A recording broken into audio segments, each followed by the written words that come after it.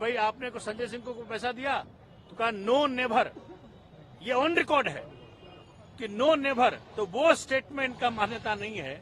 लेकिन ये accused turn approver की ये स्टेटमेंट की कहाँ मान्यता है कि माननीय उच्चतम न्यायालय फैसला करेगा और माननीय न्यायालय फैसला करेगा। सर, दो ट्रांजेक्शन की बात की गई, 1 करोड़ और 2 करोड़, टोटल 3 करोड़ की बात की गई, और ईडी द्वारा ये भी कहा गया कि कहीं ना कहीं जो मोबाइल है वो सीज किया गया है, उसको डेटा उसका निकालना है आगे चलकर। किस तरीके से देखते हैं ईडी? तो माननीय न्यायालय ने पूछा ये बात कि जब फोन तो आपके पास है तो डेटा क्या निकालना है, उनके लिए संजय सिंह की कस्टडी क्यों चाहिए आपको?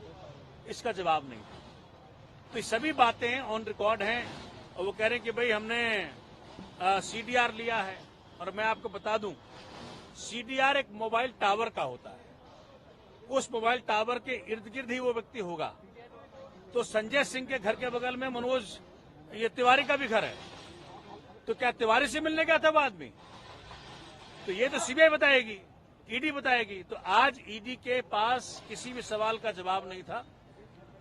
आज ये बहुत दुखद है कि उस शख्स को ये प्रताड़ित करने का प्रयत्न कर रहे हैं जो कि इस देश के अंदर कमजोर की आवाज, देश के जन जन की आवाज पार्लियामेंट में उठाया और मोदी जी को मजबूर किया कई बार। पहले सदन से निकाला और आज जेल भेजा, लेकिन सच जल्दी बाहर आएगा, ये आपको मैं वचन दे रहा हूं। आपकी तरफ से आगे क्या कॉर्स ऑफ एक्शन होगा? क्या आपका कोर्ट जाना है अभी या क्या कानूनी तरीके से?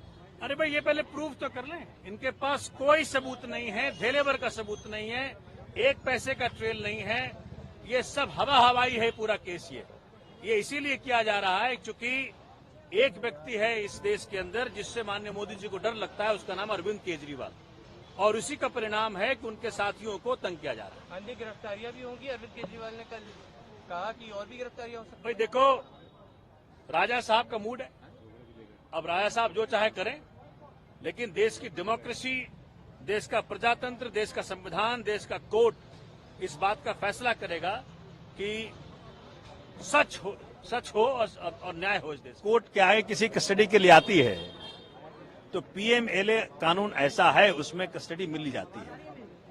लेकिन कोर्ट के सवालों का जवाब नहीं था।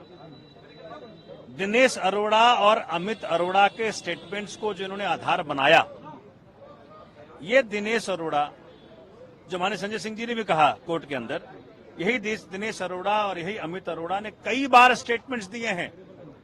और एक बार तो इसके स्टेटमेंट में लिखा है कि क्या भैया संजय सिंह को आपने कोई पैसा दिया? वाला नो नेवर। तो ऐसी क्या बात हुई कि आज वो बदल गया स्टेटमेंट? बात ये हुई कि 1 अगस्त को इस शख्स को बेल मिला, ये बना अप्रूवर, और अप्रूवर बनने के बाद 14 अगस्त को ये स्टेटमेंट देता है। उस पे क्यों कोई ट्रस्ट करेगा? वो नेचुरल सी बात है, किसी का तुम कान फाड़ोगे, किसी का दांत तोड़ोगे, किसी की परिवार को धमकी दोगे, आप इस शर्त पे कि भाई तुमको तभी छोड़ेंगे जब तुम इन व्यक्तियों का नाम लोगे। तो संजय सिंह का छोड़ो, वो तो मोदी का नाम ले ले। सर, ईडी ने कुल कितने करोड़ रुपए लेन देन का आरोप लगाया है? कहा है कि 2 बार में 1-1 करोड़ रुपए हुए, फिर 1 करोड़ रुपए बाद में किसी के। ये तो ईडी से पूछो भैया जी, ये तो जीरो। मेरे हिसाब से ये सब हवा हवाई है। माननीय उच्चतम न्यायालय भी देख रहा है इसको, माननीय न्यायालय भी देख रहे हैं इसको।